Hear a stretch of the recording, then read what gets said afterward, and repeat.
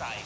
But feeling the Philippines, the odds are in their favor to get the key to victory in fight. Still Can waters Rora run defy it and eliminate the defending champs as they take away the possibility of a link getting picked up? Will TLPH get the Suyo The or the immortal one Kali? chose me to vanquish the shadows. All right. Plague They're this gonna go world. for it. Suyo, I think was only snubbed once overall. I think there's only one draft. I don't remember Suyo I am coming not in. the only one. Other than bound that, by these he does chains. feel like he's still a very powerful pick. But then again, Coach Arcadia did bring up that this guy is not immortal. Contrary to his skill Yeah. name, Yeah. that's immortal. He does have a lot of glaring weaknesses. I guess one of them is that he's quite kiteable in certain scenarios, and he doesn't really have that crowd control that you're kind of rely on. Yeah. Yeah, I'm sure there's something else I'm looking forward to that I haven't found out yet. I get you. And the focus seems like a good response for now. They get the US Heat Comfort and the Valentina. They don't rush the Harith because TLPH cannot pick the Harith in this scenario. But we're going for blitz drafts here. We're getting comforts. Sanford will get his Edith, and Sanju will get his undefeated. 100%. So far, undefeated Lo Yi. All right. I mean, Coach CJ, if you're ever Coach Sire, if you're ever gonna plan for this, if you're ever gonna throw this hero out, now is the time to do it. Honestly, this is it. But then again, you have to think about the front line. You have to think about who's gonna go with the Lo Yi here, Yeah. and that's super crucial. And whether or not these invades are actually gonna be possible. You also think about the picks for Medicutie, which is probably gonna get narrowed down here. Yeah. I wonder if they're gonna pick Doming now. Highly unlikely as the Hayabusa. There it is. It's still open. So they get their jungler, they get their XP, they get their mid. Roman Gold is what's lacking for these two teams. Although TLPH still might consider flexing that Edith Rome. However, history shows that Edith Rome kind of struggles for Valentina. Kind of struggles against the Valentina in the early to mid because you're essentially empowering the lineup of your opponents by picking up a Edith Rome, using it against a Valentina. You gave away Primal Wrath. That's usually not a favorable scenario here. Yeah. And I guess the win rates would probably reflect that if you have that up, right?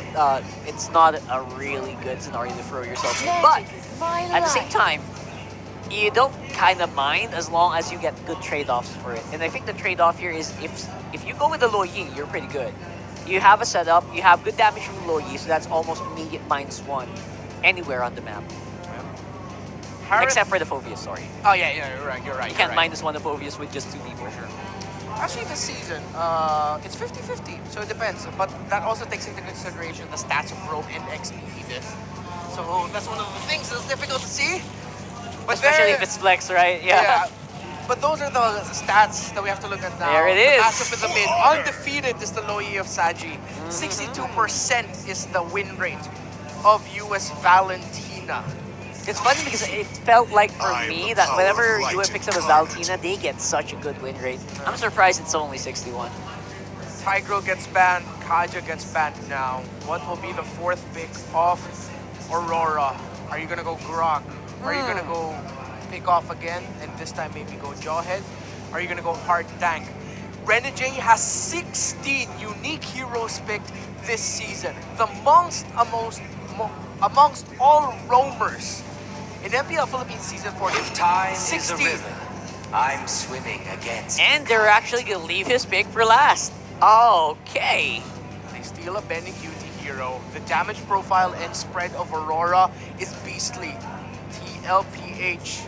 Are they just gonna end up having to pick the Claude, or will they go Lunox? Because they don't have the damage right now to go for that Phobius. And the carry is risky here. Yeah, we've seen that happen. The carry matchup against the Nathan, it's grasping straws, bro. But they're not gonna go for a marksman. They go for the Alice Gold instead. That's what we said. Magic is what they need. High loss ends up in the hands of JP. All in, says the cavalry. All dive, no range. So what will Rora respond with? Atlas? Dude, Did we just mind link? I was Mind thinking, link? I was just thinking, like, what if Aurora is crazy enough to give Renegade his 17th hero in Big Atlas? We would jump for joy here probably. Yeah. They're going through the options. There's a lot of options. Yeah. History, if you think about history, think about Renegade. Let's pick off. What did they pick? Cho? Is he just gonna default? No. Minnow. Oh, he goes Minotaur. Same but different, but still same. Only one game played for Renegade as that Minotaur, but that was a win. So they call back and draft another lineup that is very Team Liquid Philippines coded. While Team Oh my goodness, you're right. that looks like a TLPH. That draft. looks like a TLPH lineup. Oh my god. Early to mid, better for Rora, and that's where they could snowball. While Team Liquid Amazing. Philippines might have to wait a little bit longer. They have to get Ben Cutie farmed up quick. They have to win the gold lane. They cannot let this Nathan run wild. Potentially the last game of the Cavalry this season. Does it end here, or does it go to game number 5? Let's go to the Land of Dawn to answer that question. It's up in the air and it's down to these world-class athletes. Welcome to Mobile Legends. 5 per side to figure out if they have what it takes to force it to go to game 5 or to end it right here, right now. You gotta ask you, man. Yo. Why is Aurora doing this? How are they able to draft very similar to Liquid and get away with it? You fight fire with fire. That's their main strategy. They've swept TLPH during the regular season by doing the same strategy, which is going head-to-head. Exploiting the potential mistakes that TLPH can make and eventually just outplaying them at any given moment.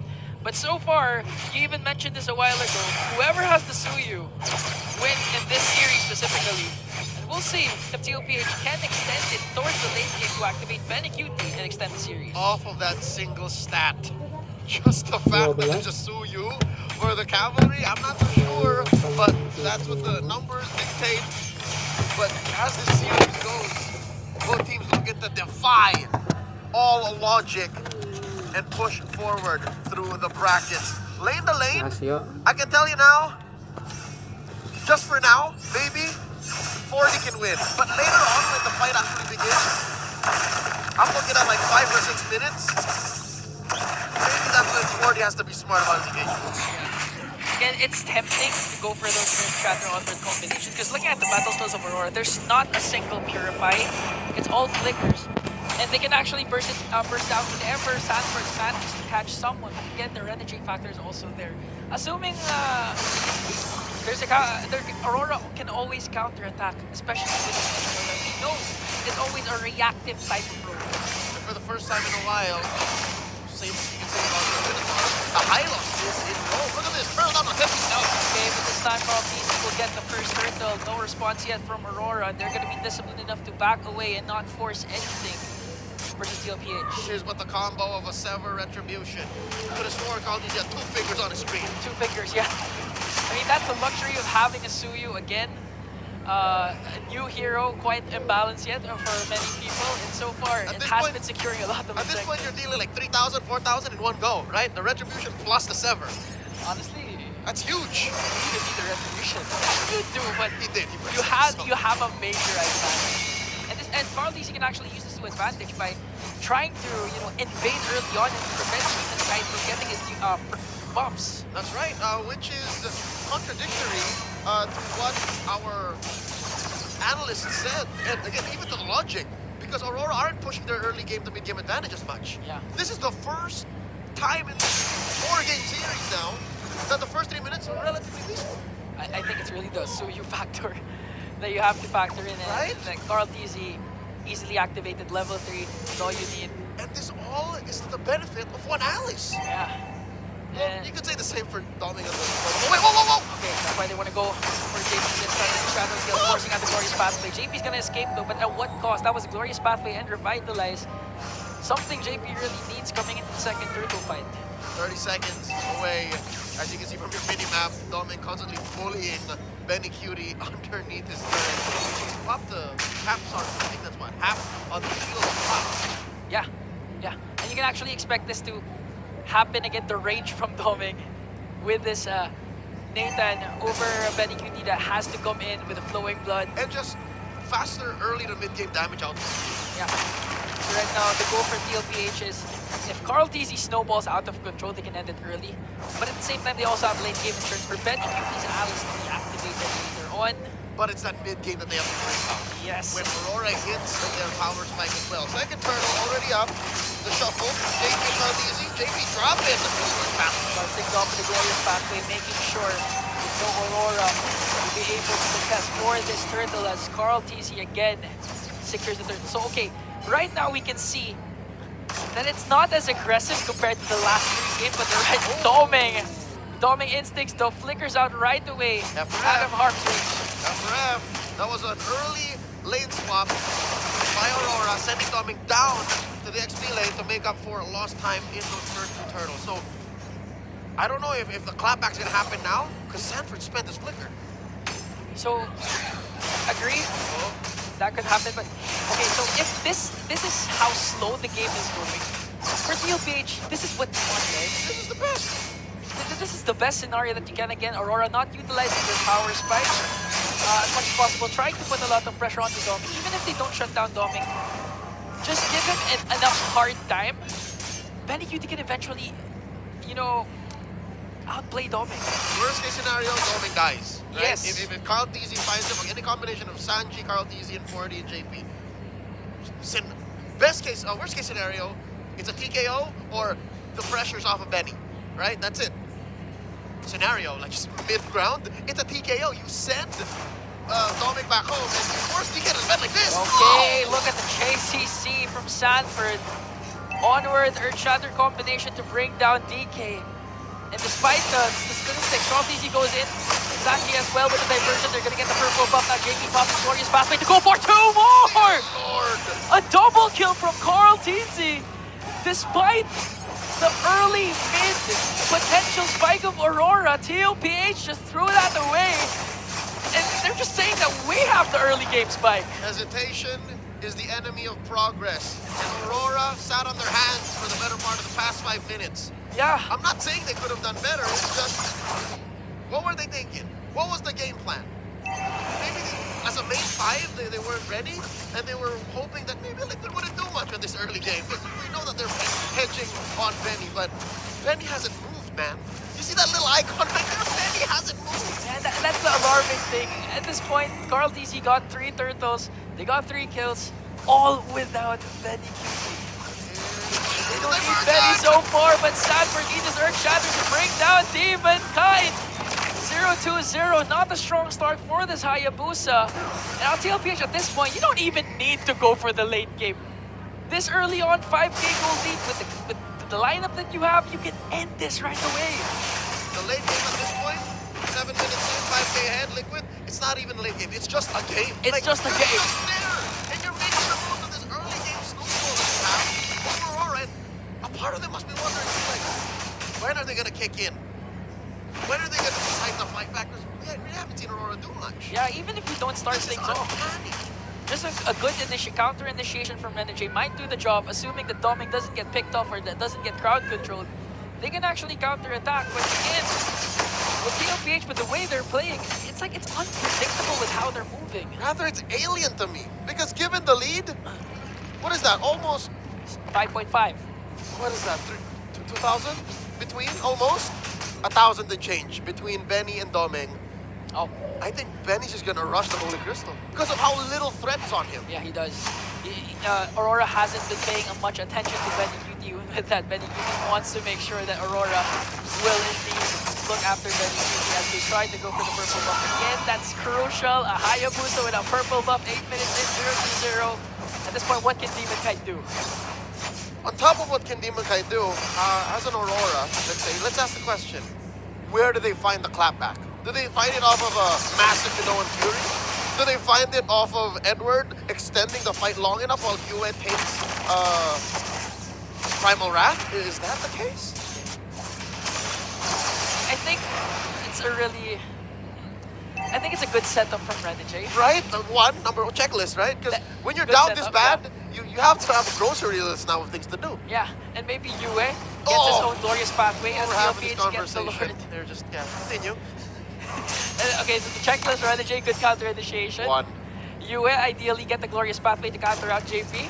That, not the primal wrap. Yeah, not the problem. For Two. me, it's just to make sure Doming has enough space to free hit once he casts the end. More peel, okay. Yeah, for the peel. 3. As Liquid continues to ravage the map. Edward disrupt the formation of TLPH with Infernal Pursuit. And then Demon Kai clean up. And then Demon Knight clean up. And this is assuming that TLPH just lay down and take it. Yeah, this is assuming that Sanford doesn't get a pick up or Sanji doesn't cast a good diversion play. Folks, you have to understand why Ingen and I are, you know, counting down on the many things Aurora need to do, and the flummox tone in her voice. Whoa, wait, Doming! Oh, Doming, luckily he has the entropy. Able to escape that. He didn't pop his flicker, but they can still defend this first Lord. Because it's uncharacteristic for Aurora. For a majority of the series, they were in control. But now they're struggling to fight back. The Red Jay finally casts Spino and Fury, not gonna connect onto it. Once he has the glorious path failing at Sanford, he gets that through the Primal Wrath. Eventually, they're gonna burst down the Lord. No inhibitor turns taken down yet, but this might change in the lane. Successful defense, but Liquid aren't letting go.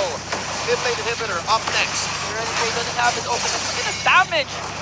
Minotaur can't out-sustain that as much as possible, so right now they have to play it safe. Doming pops his entropy there as TLPH works on the bottom lane turret. But it seems to be in vain as Liquid refuse to go home. Relentless in their siege. They're staying here, applying pressure in the glorious pathway by Daddy JP. Glorious pathway this time just to make sure they gotta clean up Dawn to middle lane, but this time JP's gonna fall down. Even guy goes in there, we shadow does not gonna be enough. Benny! Benny, on the other hand, goes on to Doming and brings him down. Edward in with the Infernal Pursuit. Eventually gonna bring down Carl Teasy, but Betty Cutie answers right back. A double kill for Betty. 3 for 2. But Aurora continues to defy the odds. I mean, as messy as that was and how many bodies lay underneath this inhibitor, the fact is the base is still standing. And the inhibitor is still standing.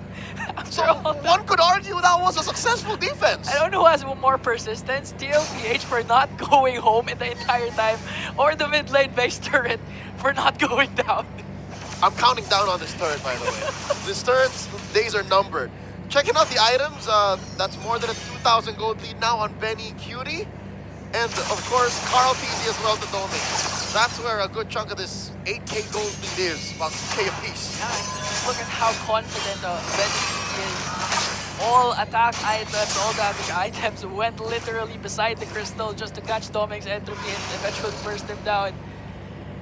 So right now, Aurora, you still have an inhibitor in the middle lane, so that's good. You lost the one on the bottom lane, but that's where the Lord spawns, so you can manage.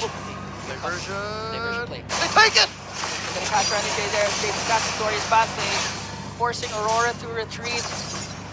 And it looks like TLPH has the higher ground here when it comes to the Lord pit. No, that's a lot of resources spent by Liquid. And Aurora is still ready, popped up. Oh, they're sending Doming back on. They're 45. Yeah, but you know Doming is on top. And it's disadvantage here for Aurora as Carl TZ will secure another Lord. Relatively low cost Lord. Liquid still in control, clearly in the driver's seat, and they're also in control of the music. And we're dancing to their tempo. Ingen, I could have sworn this turn was gonna fall, but there it is, still standing. Still standing. The perseverance of this inhibitor turret. You know, if Aurora eventually wins this or manages to win this, that inhibitor turret's the real MVP because no enhanced minions yet onto the middle lane. But right now, Aurora, there is. There is now. They have to worry about this Lord. How big that siege minion was. It's almost as big as Hylos. And that's a big problem Aurora has to worry about. Even the damage. JP just soaking it, doesn't even care. He still has to revitalize though as they work on the top lane turret. Eventually he's gonna fall down. And Lord marching in the bottom lane as Doming tries to burst it down. He has his entropy. He's gonna escape, but Betty Cutie catches him. Here comes the counter attack coming in from Renegade, forcing out the flickers. And Doming, Minnow and Fury coming in from Banshee, connecting onto Banshee. The guy goes in right after Betty Cutie, but is it gonna be enough though? Edward with Infernal Pursuit. Eventually he's gonna fall down and has him all easy. That's 2 members down. Doming doing his best to clear out the minions, but against 5 members of the cavalry, it might not be enough as we will go to a game number 5. The Cavaliers go wild, and so does the MLBB universe. These are your M4 World Champions, your defending Season 13 champions, defying all odds and climbing up a mountain backwards. What? They take down Aurora. They force us to go all the way. We'll throw it over to the Infinix game to buy it to break that game down.